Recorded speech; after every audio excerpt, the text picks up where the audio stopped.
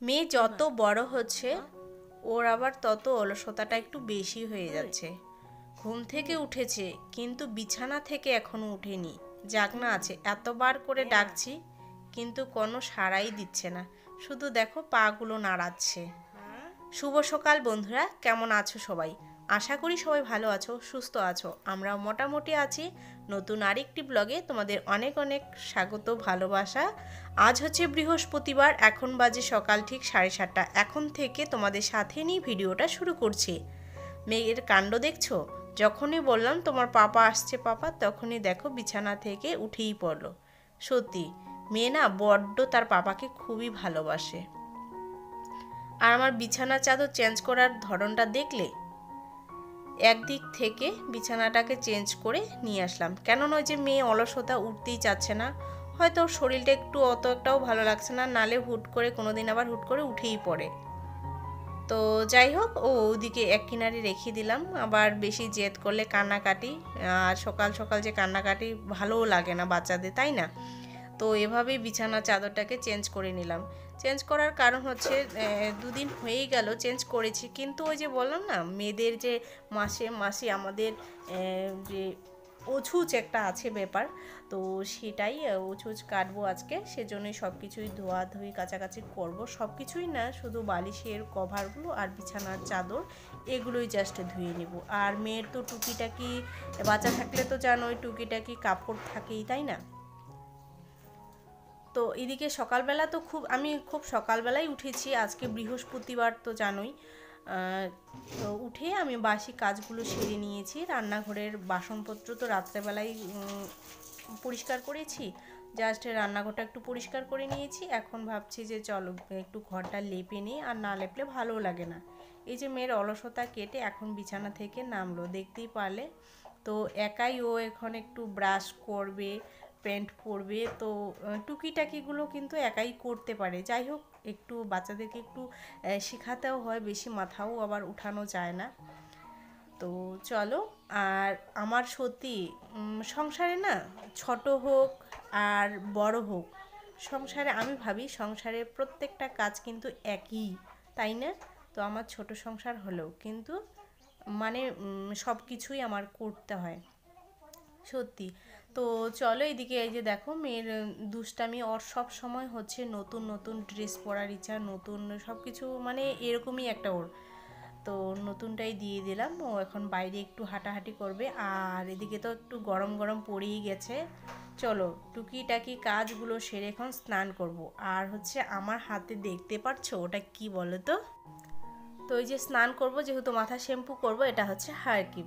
হারকিপটা বন্ধুরা সব যেহেতু নতুন, সেজন্য কিছু কিন্তু আমি রেখে দিয়েছি কৌটোতে করে। ওটা কিসের জন্য জানো? আমরা যে শাখা পরি, এই শাখাগুলো কিন্তু তোমার ব্রাশ দিয়ে হারকিপ দিয়ে পরিষ্কার করবে। সত্যি বন্ধুরা ট্রাই করো, তোমরাও ট্রাই করো, অবশ্যই তোমরা মানে ফলাফল পাবে। আমি পরিষ্কার করে নিয়েছি, এত সুন্দর ঝকঝকে পরিষ্কার হয়। সেজন্য হারকিপ আনলেই আমি আগে একটা কৌটোতে করে মানে উঠিয়ে রেখে দিই, নতুন আর কি। আর সেটা ব্যবহার করলে তো আরও ব্যবহার করা ঠিক না, তাই না? তো এদিকে এই যে মাথায় শ্যাম্পু করে নিয়েছি, আর এদিকে যে জানলা দিয়ে একটা ভাস্তি আছে, পাশের বাড়ি ভাস্তি। তো উনি আমাকে কথা বলছে, আমিও ওকে কথা বলছি। আর চুলগুলো তাড়াতাড়ি শুকানোর চেষ্টা করি, যেহেতু মেয়েকে নিয়ে আবার স্কুলে যেতে হবে। যাই হোক, বেশি তো আমার চুল নেই, তো এভাবেই শুকিয়ে যায়। আর এদিকে একদম বাথরুমে ঢুকে বাথরুমে পরিষ্কার করে নিয়েছি। এক বালতি কাপড়ও দেখো ধোয়া হয়ে গেছে আমার। আর হচ্ছে ড্রামে করে জল। আর এখন না সকালবেলা মেয়েকে স্নান করানি, স্কুল থেকে এসে তারপরে স্নান করানোর চেষ্টা করি। কেননা রাত্রেবেলা হচ্ছে তোমার ঠান্ডা লেগে যায়, আর দিনের বেলা কিন্তু গরম। ওয়েদারটা খুবই একটা, মৌসমটা একটু চেঞ্জ হচ্ছে যেহেতু, অনেক কিছুই প্রবলেম হতে পারে। সেজন্য এভাবেই কাজগুলো করছি, মেয়েকে জলটা রোদ্রে দিয়ে তারপরে।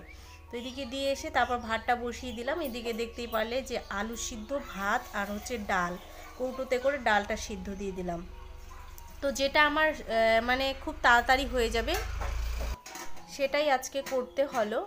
তো কিছু করার নেই। তো এইদিকে দেখো ভাত সব কিছু বসিয়ে দিয়ে এদিকে বাইরের তুলসী গুঁড়িতে, তারপর আমার রাস্তার যে পাশে শিব বাবার মন্দির, সেখানেও পুজো দিয়েছি। তোমরা তো জানোই আমার কোথাও গেলে মানে আমার আমার ভালো লাগে। আর বাইরে মেয়েকে স্কুলে নিয়ে গিয়ে যেন আমার মনটা ঠিক থাকে না, যে আজকে পুজো দিয়ে আসলাম না, পুজো দিয়ে আসলাম না। আমি জানি যে আমার চাপটা একটু বেশি হয়ে যায়, কিন্তু বেশ ভালোও লাগে। তো এভাবেই পুজোটা দিয়ে নিলাম।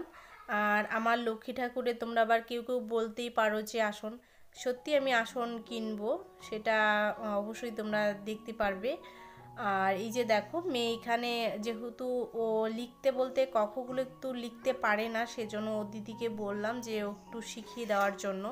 তো ও দেখে দেখে কিন্তু লিখতে পারে, সেইটাই করছে। আর এদিকে দেখো আমার ভাত ডাল আলু সিদ্ধ এদিকে হয়ে গেছে।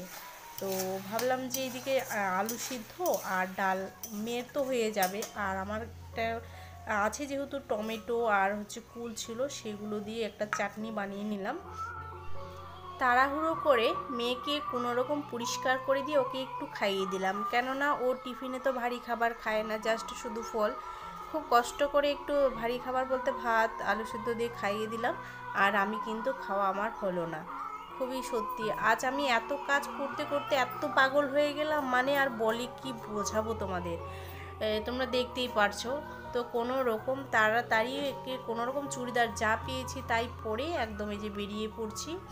আর এই যে দেখছো মেয়ে এদিকে জানলা দিয়ে তাকাচ্ছে, আইসক্রিমের গাড়ি যাচ্ছে, বাচ্চাদের তখন আইসক্রিমের গাড়ি খুবই মানে একটু চাহিদাটা একটু বেশি হয়, তাই না? তো যাই হোক আমি খেতে পারলাম না, আজকে উপোস করেই চলে যাচ্ছি।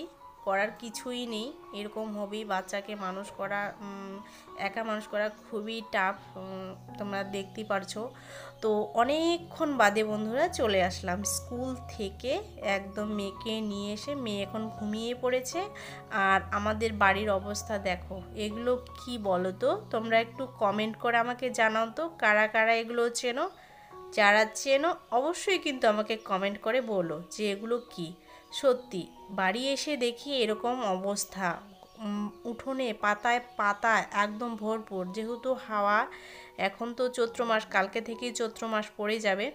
আমি এসে একদম পাগল হয়ে গেলাম। আর বাড়িতেও কেউ নেই, কি বলবো। আজকে এত চাপ গেল, এত কিছু আমার মাথার উপর, সত্যি আমি একদম পাগলই হয়ে গেলাম ধরতে গেলেই একদম। তো যাই হোক করার কিছুই নেই, এভাবে আমাদের গৃহবধূদের এটা আমাদের কর্তব্য, এটা আমাদের পালন করতেই হবে, তাই না? তো বন্ধুরা আজকের ভিডিওটা তোমাদের কেমন লাগলো অবশ্যই কমেন্ট করে জানাইও। দেখা হচ্ছে অন্য কোনো ব্লগে। সবাই সুস্থ থেকো, ভালো থেকো, টাটা।